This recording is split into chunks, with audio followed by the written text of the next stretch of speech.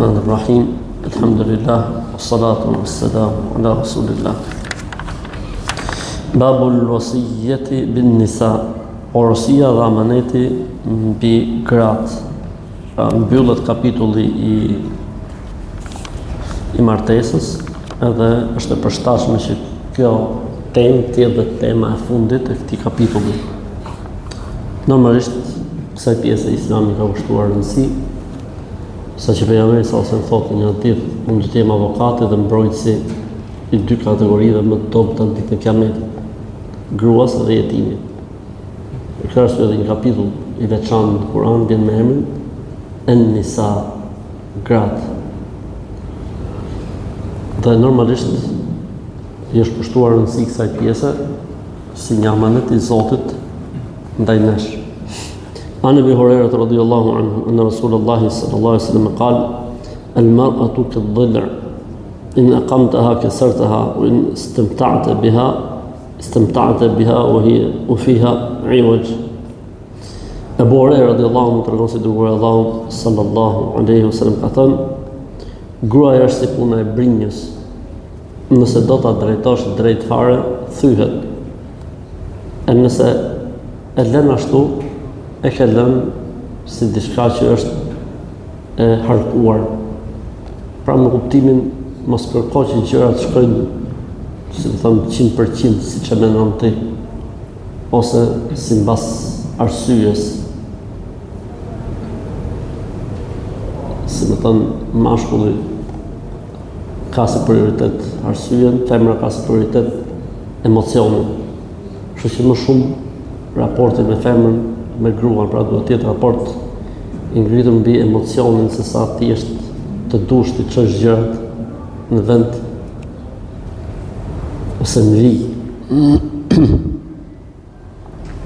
عن ابي هريره رضي الله عنه عن النبي صلى الله عليه وسلم قال من كان يؤمن بالله واليوم الاخر فلا يؤذي جاره واستوصوا بالنساء خيرا فانهن خلقن من ضلع فان اعوج شيء في الضلع اعلاه فإن ذهبت تقيمه كسرته وإن تركته لم يزل أعوج فاستوصوا بالنساء خيرا. Nga Abu Huraira radiallahu anhu tregon se pejgamberi sallallahu alajhi wasallam ka thënë, cili do që për jush e beson Zotin dhe botën tjetër, mos ta shqetësoj ose dëmtoj fqinjin e tij. Cili do për jush që e beson pra me të vërtetë Zotin dhe botën tjetër, mos ta shqetësoj apo mos ta dëmtoj fqinjin e tij, komshin. Dhe ju porosis dhe ju alej amanet që cilini mirë me gratë bashortët tuaja, sepse janë krijuar prej brinjës, pra bëhet fjalë për Havan, gruaja e parë është krijuar prej brinjës së Ademit. Dhe dijeni se gjëja më e lartë në harkun e brinjës, gjëja më e lartë në brinjë është harku i saj. Pra është e pamundur që njeriu të dojë ta çojë në vit të drejtë situatën. Nëse do ta drejtosh e thyve, e nëse e lën, është ashtu harkor. Prandaj ju alej amanet që cillini mirë me bashortët tuaja. Normalisht e ka thënë të Zoti në Kur'an, ashiruhunna bil ma'ruf, kaloni jetë të mirë me bashortët tuaja. Abu Huraira radiallahu anhu tregon gjithashtu se pejgamberi sallallahu alajhi wasallam ka thënë, laula banu Israila lam yakhnaz al-lahm wa laula Hawa lam takhun untha zawjaha.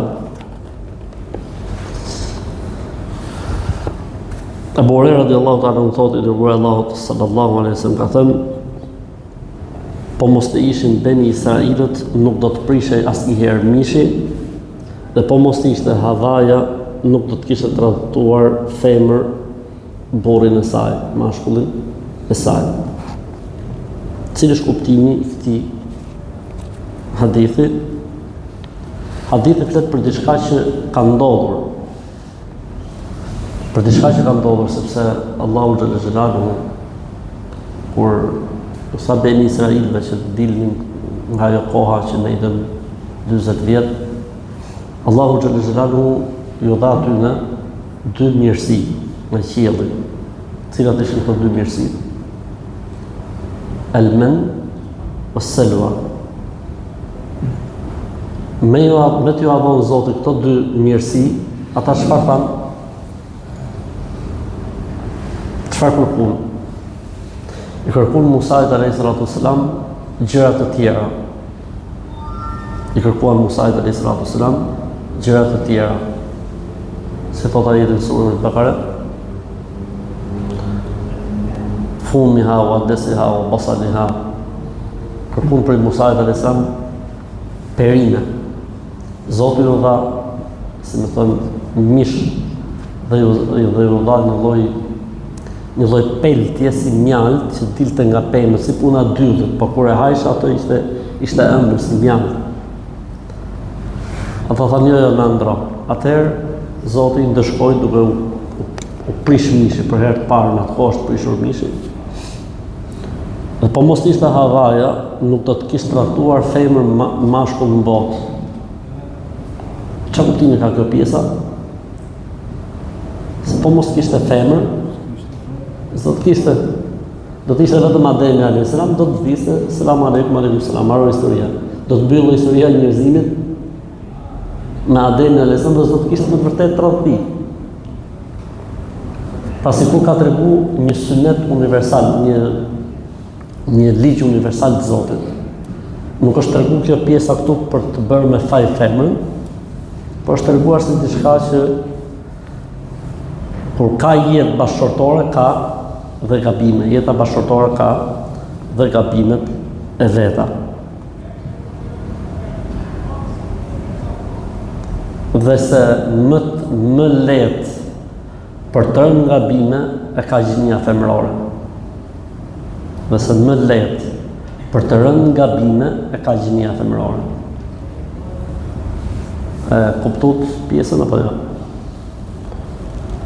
Pra, më të lehtë për të rënë gabime është gjinia femërore sa gjinia maskullore. Pra, e kanë, siç e tham pak më herët, pjesën emocionale e kanë shumë të zhvilluar, e si pasojë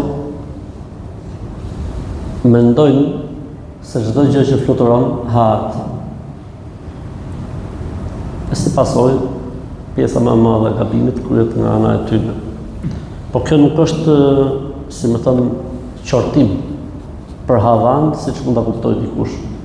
Thjesht është fol për gjininë femërore dhe jo për Havan si Hava. Allahu a'lam. Zoti ju shpëlbeft. Assalamu alaikum wa rahmatullahi wa barakatuh.